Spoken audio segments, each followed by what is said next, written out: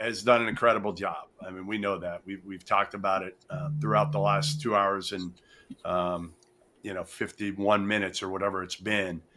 Dan, we appreciate you joining us. We love doing this.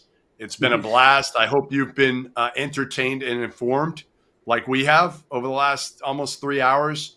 And it's been fun. It's always fun with your coaches, to be honest. Always fun. Yeah, Jeff, there's no doubt about it. I've learned a lot of good things today. Now a splash of Dr. Pepper to go in my diet. Dr. Pepper may make it taste better. So I'm looking forward to trying that suggestion from Coach Newman. So learn something new every day in these presentations. Just don't eat salads without dressing. Whatever you do, don't try that. It's too dry. Jeff, if it helps me to lose 10 pounds, I may try it. So I know. I thought the same. Trust me, I thought the same thing as he was saying it. All right, let's get down to business. We got about 8 minutes here, and I want to hit you with a couple questions, and I know Richie does too. So last season, you guys had maybe the greatest season, arguably the greatest season the conference has ever had. Again, 2 teams that were in the hunt for the NCAA tournament. You had 5 teams in the top 150 of the net. So the league has shown improvement pretty much every year under you since you've taken over. What's next? What's next to try to keep getting this thing to a point where people just look at it and like myself and are like, wow, it keeps coming? No, Jeff, you've hit a very solid point. It's one that I think every commissioner in the country is trying to figure out now with the new paradigm in college athletics, with NIL and the transfer portal. How do you continue to improve and how do you maintain the success that you have? I mean, the credit goes to our coaches and student athletes. Our coaches have fully embraced the non-conference scheduling philosophies that we put forth and are choosing the right matchups to win those key games. And our administrators understand more than ever that basketball drives national visibility for the Big West, and they're boosting investment accordingly. I'm fortunate to have Dom Drury, who I think is the best basketball administrator in the country, managing our day-to-day basketball endeavors, and John Higgins leading our officiating consortium. We're improving every part of the basketball enterprise, from scheduling to technology to officiating. You've talked a bit about the growth of the championships in Las Vegas, but in the Big West, we're proud to be one of the nation's premier conferences for student-athlete experience, world-class education, and competitive excellence. And in the Big West, we just need to continue to be bold with our basketball initiatives to meet the big opportunities in front of us. And I think we're doing that. And I'm talking to any student-athlete that wants to play in the Big West. We're moving places. Our coaches are outstanding, and our environments are improving. So we're ready to take over the West in dominance in basketball. Love to hear that. And part of all the success that we're talking about, it's carried over to the Big West Basketball Championships in Henderson. And I love that you brought the championships to Henderson a few years back. Last year, you guys had, we had a 62% increase in attendance. That was a 32% overall improvement, which is a lot of fun to see. You talked about student athletes. How does the event, the Big West Basketball Championships, continue to grow, and how does it improve the overall student athlete experience? Well, I think, Richie, if we can get Jeff and Talia Goodman to come out, that will help attendance right away. That'll boost us probably another 25%. Just for the autograph sessions we'll have on the concourse. But seriously, I mean, success drives excitement. As our programs rise in competitiveness and rankings, more fans and even locals in Las Vegas will want to experience the Big West live. The louder the crowd, the better experience for our student athletes. So we've got phenomenal staff that are working every day to try to continue to improve the environment in Lee's Family Forum. Corporate partners that are jumping on board to help us really boost the excitement and fan experience in the building.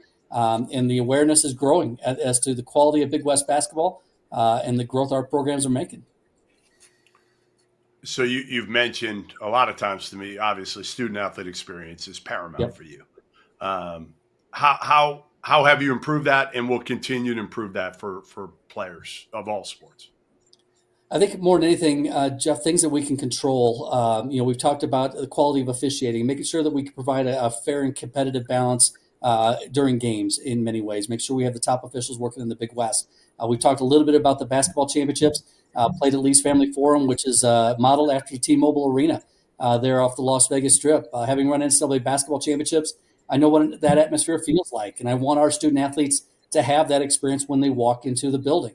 I want that first-class experience for all of our student athletes, not just in basketball, but all of our championships. We work daily to continue to enhance the basketball championships for our coaches, our student athletes, and our fans, and we're excited to return to the Las Vegas Valley in 26. Well, you guys done a great job with just broadcast in general. I know we appreciate that. The broadcast reach of Big West basketball has always been important to you since you became the commissioner. In those last 3 years, 2023, 24, 25, there's been, I believe, 100% increase in viewership of the basketball championships. And you've got every game in the regular season and in the conference championships on the ESPN networks, which is amazing. How does broadcast in general increase the overall visibility of the Big West Conference? This new partnership, Richie, we have with ESPN has been a game changer. I mean, every Big West men's and women's basketball game is available digitally on the ESPN Plus platform, with many games selected for linear broadcast on ESPN Linear, or even our Spectrum Sportsnet package, which is something that we've added just in the last few years as well. The exposure since 2021 has boosted recruiting, strengthened our non-conference opportunities, and given fans nationwide access to Big West basketball, which they didn't have as much as they do now. When viewers see teams coached by legends like Russ Turner, Joe Pasternak, Jim Les, and the other coaches we've got in the league, they want to see more Big West basketball. Our partnership with ESPN has made the Big West a national brand again, with a West Coast heartbeat, and that's exactly the way we want to keep it moving forward. All right, I'm good with all that. I just want next one you're negotiating. Can we carve out one good game a year to put on Field of 68? One good, conference game. Can we try to do that? We will put that on the list, Jeff, absolutely, as I've got a laundry list as we go into negotiation this spring for our future contract. So consider that done. All right. So on a serious note, you've added 3 new members. Cal Baptist, Utah Valley, Sac State are all coming in next year. How will these programs help elevate the league even more? I mean, we're thrilled to welcome Cal Baptist, Utah Valley, and Sacramento State in 26-27. Cal Baptist and Utah Valley have been championship programs in the WAC. And Utah Valley, with nearly 50,000 students, is the largest university in Utah. People don't realize that. Sac State is making major investments under new head coach Mike Bibby and general manager named Shaq. I've seen him somewhere before. While Cal Baptist and UC Riverside form a great local rivalry, maybe our version, as I've said, of the Duke North Carolina rivalry in the Big West in that respect. Private versus public, just a few miles apart. These programs will strengthen our footprint in the West and raise our national basketball profile. I'm looking forward to building them up to be Big West level programs from the Pacific to the mountains. The Big West represents the best of the West, and I'm excited to add these 3 institutions into the conference. Last question for me. And one thing I've always loved about you is you're not just the Big West commissioner. You do so much at the highest levels of the NCAA. You're the chair of the NCAA Division I Men's Basketball Oversight Committee.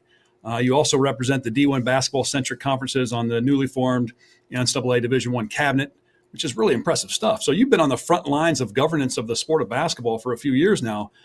Where do you see college basketball heading in the future? A lot of changes. A lot of changes and a lot of things I've seen, particularly in the Men's Basketball Oversight Committee, just in the last 5 years. This is my 5th year on that committee and chairing it, as you said, this year. We've got about a dozen legislative items that we're waiting for the NCAA to allow the MBOC to act upon. And a lot of that right now is under legal review as to whether we can continue to move forward with that legislation.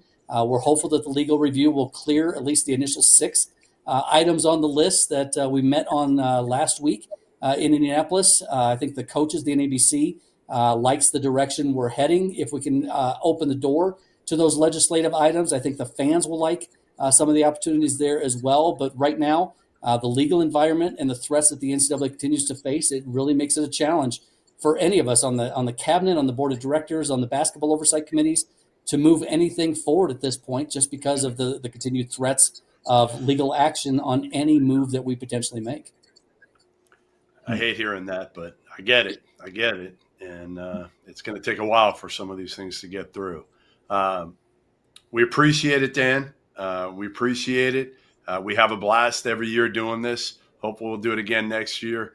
Richie and I learned so much about the league. I love your coaches. We have a lot of fun. Again, we learn. And it's not over because we have 3 more hours after this